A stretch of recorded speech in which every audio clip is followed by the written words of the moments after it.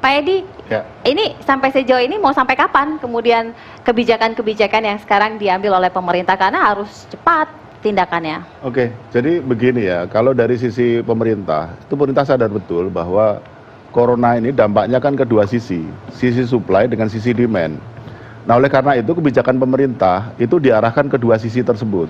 Bagaimana dari sisi supply itu kita mengusahakan supaya industri, usaha-usaha, dunia usaha tetap bergerak. Kalaupun turunnya nggak terlalu banyak. Dari sisi demand kita berusaha supaya daya beli masyarakat itu turunnya ya turun tapi tidak terlalu banyak. Itu intinya. Nah, sekarang instrumennya apa? Ya kita pakai sesuai dengan domain-domain yang ada di pemerintah pilihan. Yang pertama kebijakan moneter. Itu sebenarnya bukan domain pemerintah, sehingga pemerintah hanya bisa berkoordinasi dengan pihak Bank Indonesia karena otoritasnya ada di sana. Yang jelas intinya pemerintah senang kalau suku bunga itu turun, kemudian likuiditas itu naik, bukan dalam konteks bahwa itu akan menyelesaikan semua persoalan, tetapi itu memang salah satu yang bisa dilakukan untuk membantu dunia usaha. Kemudian dengan kebijakan fiskal, instrumennya adalah anggaran atau pajak, ada relaksasi pajak, ada keringanan pajak, kemudian dari sisi fiskal, dari sisi anggaran, ada stimulus anggaran dan sebagainya. Sekali lagi kita nggak bilang bahwa itu akan menyelesaikan semua persoalan, tapi itu yang bisa dilakukan oleh pemerintah saat ini. Yang ketiga, yang tidak kalah pentingnya adalah regulasi. Regulasi dipermudah untuk mengimpor terutama. Hari ini kita mendengar bahwa untuk impor bawang putih tidak diperlukan lagi persetujuan dari izin dari Kementerian Perdagangan. Itu contohnya. Nah, jadi semangat dari pemerintah seperti itu, kita mencoba menyelesaikan masalah dalam arti mengurangi dampak yang ditimbulkan oleh corona dengan menggunakan instrumen-instrumen yang memang menjadi domainnya pemerintah.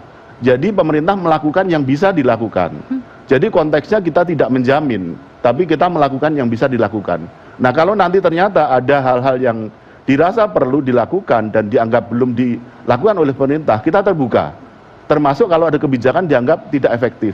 Kita lihat contoh, stimulus yang pertama, pariwisata. Waktu itu kan corona belum sampai seperti ini kan. Harganya sudah sangat murah sekarang tiket-tiket itu. Jadi waktu itu kita mencoba mendorong supaya wisatawan domestik itu pergi ke lokasi wisata. Tentu saja sekarang udah nggak relevan lagi. Karena itu menjadi berbahaya dari sisi penyebaran corona. Dan tadi disampaikan oleh Pak Firmansyah betul. Ini nih banyak orang bilang jangan ekonomi aja. Loh, memang bukan ekonomi yang utama sekarang. Yang pertama itu, aspek pertama itu kesehatan masyarakat. Ekonomi itu kita mencoba untuk meminimalisir dampak. Jadi yang utama tetap kesehatan masyarakat yang menjadi prioritas sekarang. Tapi kemudian ada kebutuhan-kebutuhan lanjutan seperti misalnya tadi di bidang logistik, termasuk bukan cuma hanya insentif, dan kalaupun nanti diberlakukan lockdown ataupun pembatasan yang lebih luas lagi akan berdampak pada UKM, termasuk yang memang bekerjanya ini mengandalkan penghasilan harian. Nah, ini bagaimana kemudian pemerintah mengupayakan, kalau negara kaya kan tinggal kasih aja duit gitu kan. Nah, bagaimana kemudian pemerintah yang notabene APBN-nya saja masih defisit? Betul. Presiden sudah menyampaikan bahwa sampai saat ini kita tidak terpikir untuk melakukan lockdown. Yang kita lakukan adalah mengurangi aktivitas-aktivitas yang berpotensi untuk menyebarkan corona menjadi lebih banyak. Nah, dalam hal seperti ini kita sadar betul dan ada 3 yang harus dijaga, pemerintah ingin menjaga. Yang pertama adalah pasokan bahan pangan. Yang kedua adalah pasokan obat-obatan. Yang ketiga adalah pasokan energi. Ini yang kita tetap ingin usahakan supaya itu terpenuhi. Tentu saja kita tidak bisa berharap bahwa situasi ini normal. Naif kita kalau berpikir dengan mindset bahwa ini normal. Ini tidak normal. Nah, apa yang dilakukan pemerintah misalkan tadi disinggung Mas untuk misalkan teman-teman kita yang kurang beruntung, yang kurang mampu, usaha kecil dan sebagainya. Ini salah satu yang diusahakan pemerintah, itu untuk keluarga tidak mampu, itu kan ada namanya program Keluarga Harapan. Dana PKH tahap kedua, itu mestinya turunnya adalah April. Ini dimajukan menjadi Maret. Ya seperti itu.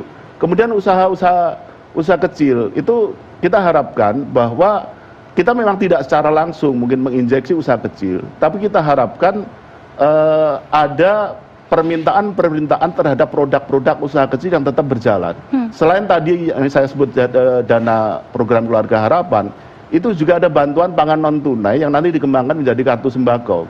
Ini intinya kan orang diberikan uang tapi secara non tunai dia bisa pakai belanja. Nah, belanjanya saudara-saudara kita yang kurang mampu kemana? Mostly kan ke usaha mikro kecil.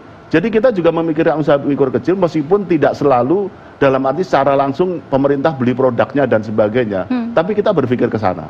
Jadi paling tidak angka konsumsi yang menyumbang nominal besar dalam penghitungan inflasi ini masih tetap terjaga, begitu ya? Ya, jadi kita ingin supaya konsumsi masyarakat terjaga, ya tadi itu, supaya dunia usaha tetap jalannya ya kemudian tidak kemudian kita harapkan normal, tapi paling tidak itu turunnya tidak terlalu besar, jadi termasuk usaha mikro. Kalaupun jatuh ya paling lecet, nggak sampai patah tulang. Tidak parah lah. Iya, Prof, gimana dong?